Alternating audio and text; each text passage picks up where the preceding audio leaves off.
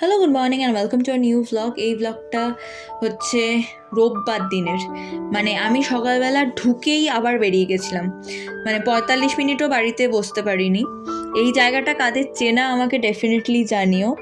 এবং এটা একটা বিখ্যাত ব্রেকফাস্ট জয়েন্ট, তো আমি সেখানে গেছিলাম আমার ফ্যামিলি ব্রেকফাস্টের জন্য।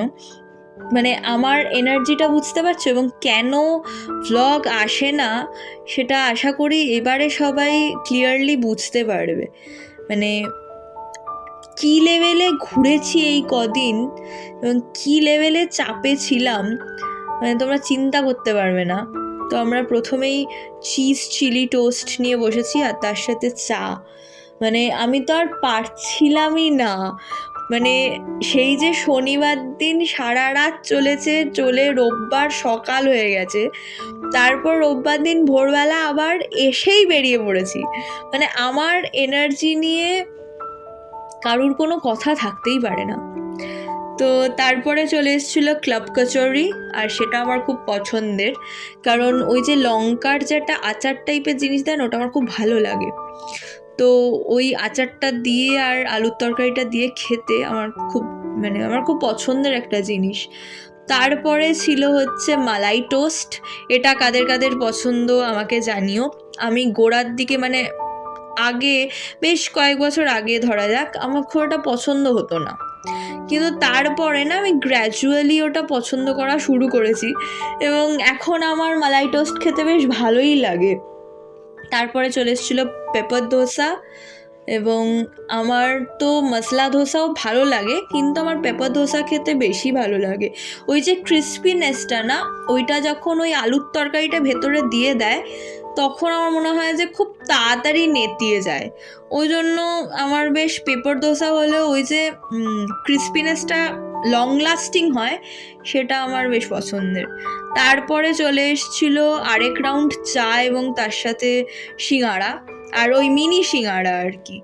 তো মিনি সিঙাড়াটা খেতে খুব একটা ভালো লাগলো না আমার, মানে ঠিক বাঙালি সিঙাড়ার মতন নয়, একটা কীরকম অন্যরকম টেস্ট ছিল, যেটা আমার অতটাও ভালো লাগেনি।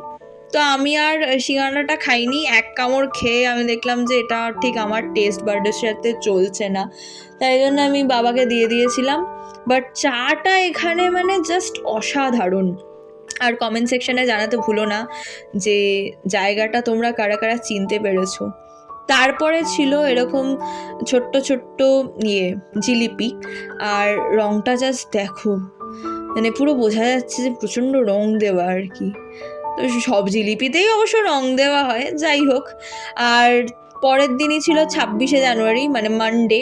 সেটার জন্য রেড রোডে একটা বিরাট আয়োজনের ব্যবস্থা হয়েছে, যেরকম প্রত্যেকবার হয় সেরকমভাবে সাজানো গোছানো।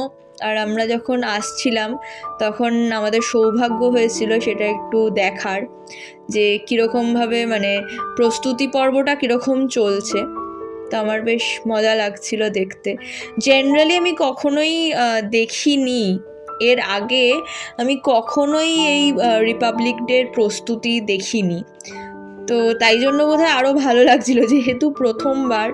সেই জন্য আমার মনে হয় আমি টিভিতে দেখেছি অফকোর্স, কিন্তু সামনাসামনি দেখা যে একটা বিরাট বড় প্রেপারেশন চলছে, এবং পুজোর সময়কার বাঁশ দিয়ে বাঁধার মতন করে বাঁশ দিয়ে ব্যারিকেড করে দিয়েছে। আর এত সুন্দর লাগছিল না, তখন সকাল বোধহয় 9:30টাও বাজেনি, 9টা এরকম নাগাদ আর কি। তো আমার বেশ ভালো লাগছিল। আর শীতকালে আমার মনে হয় সব কিছুই ভালো লাগে। ওয়েদারটা ভালো থাকলে না দুনিয়ায় সব কিছু ভালো লাগে।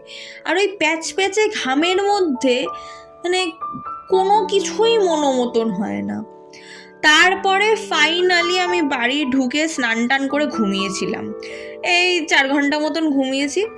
ঘুমিয়ে দুপুর 2টো নাগাদ খেতে বসেছি।